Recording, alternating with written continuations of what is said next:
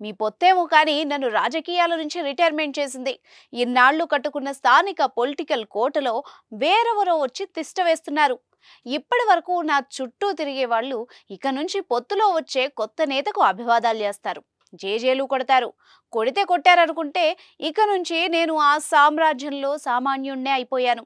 నా ఇంట్లో కూడా నేను ఉత్తి మనిషిగా మారిపోయాను. కళ్ళ ముందే కళ్ళల సౌధం కూలిపోయింది. ఎన్నికల్లో ఓడిపోయినా ఇంత పరాభవం ఉండదేమో. యుద్ధంలో ఓడిపోయిన వీర సైనికుణ్ణి అనుకునేవాణ్ణి, కానీ రాజకీయ ఎన్నికల రణం నుంచి తప్పించుకోవడం తట్టుకోలేని పరాజయం. అధిష్టాన నిర్ణయానికి తలంచక తప్పని పరిస్థితి. పార్టీ రాజకీయ ప్రయోజనాల కోసం త్యాగం చేయాల్సి వస్తుంది. అంతా ఆలోచిస్తే ఒక్కటే తోస్తోంది, ఈ త్యాగం నేనే ఎందుకు చేయాలి అనే ఆలోచిస్తే సమాధానం మాత్రం దొరకడం లేదు. మీరు కొత్తగా బిజినెస్ స్టార్ట్ చేయాలనుకుంటున్నారా? మార్చ్ 16-17 హైటెక్స్ లో ఫ్రాన్సెస్ ఇండియా బిగ్గెస్ట్ ఫ్రో ఎక్స్పో. పొత్తు కలిసే పార్టీ సంబంధించిన నేత నా నియోజకవర్గానికి చెందినవాడు అవ్వడమే నేను చెయ్యని పాపమా? మరొకటి ఆలోచిస్తే నాకు అర్థం కావడం లేదు.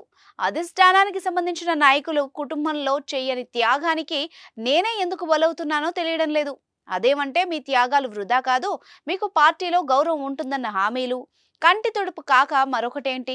పార్టీ గెలిచి అధికారంలోకి వచ్చాక నామినేటెడ్ పోస్టులు భర్తీ చేస్తానని చెప్పడం వాటి అర్థం. కానీ ఆనాటికి రాజెవరో రెడ్డెవరో పార్టీ జెండా మోయడమే తప్పించి అధికారానికి దూరంగా ఉండడమే ప్రస్తుతం నా పరిస్థితి.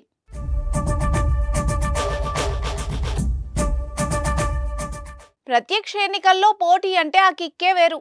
అందుకే తెలంగాణకు చెందిన మల్లు రవి కాంగ్రెస్ ప్రత్యేక ప్రతినిధి హోదా కూడా రాజీనామా చేసి ఎంపీ ఎన్నికల్లో పోటీ చేస్తానని ముందుకొచ్చారు. పార్టీ ఇచ్చే పదవుల కన్నా ప్రజలిచ్చే అధికారం భలే గర్వంగాను గౌరవంగాను ఉంటుంది అనడానికి మల్లు రవి నిర్ణయమే నిదర్శనం. ఇన్నాళ్లు అధికారం లేకపోయినా ఎన్నికల్లో పోటీ చేయాలనేగా ఇన్నాళ్లు వేచి ఉంది.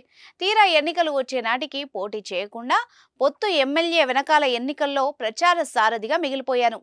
హతవిధి అనుకుని సరిపెట్టుకుని ముందుకు పోవాలా, ప్రతిపక్ష పార్టీలోకి జంప్ అవ్వాలా అర్థం కాని తికమక సిచ్యువేషన్లో ఉన్నాను. తెగించాలా తలుంచాలా తెలియక మకతిక పడుతున్నాను అనుకుంటూ టికెట్లు దక్కని టీడీపీ జనసేన నాయకులు అయోమయంలో ఉన్నారు.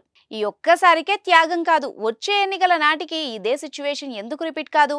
గెలిచిన ఓడిన నేతలు మళ్లీ ఎన్నికలకు టింగురంగా రెడీ అవరా? అందరూ నాలాగా చేతులు ముడుచుకొని ఉంటారా? మళ్ళీ 5 ఏళ్ల వరకు ఇదే ఉత్సాహం నాలో ఉంటుందా? ఈ హఠాత్ పరిణామం రాజకీయంగా నన్ను తొలిచేస్తోంది. విధేయుడుగా మిగిలిపోయి రాజకీయ సమిధిలా మారిపోవాల్సిందేనా? లేక పక్క పార్టీలోకి అడుగుపెట్టి ఎన్నికల బరిలోకి దిగి ఓటమి చెందినా సంతృప్తిగా రాజకీయాల్లో సాగిపోనా అంటూ నేతలు ఆలోచనలతో తర్జన భర్జన పడుతున్నారట. టీడీపీ జనసేన పొత్తులో భాగంగా టికెట్లు కోల్పోయిన నేతలు ఈ విధంగా అయోమయంలో కొట్టుమిట్టాడుతున్నారట. చూద్దాం మరి వాళ్ళ రాజకీయ సంఘర్షణలో ఏ విధంగా బయటపడతారో.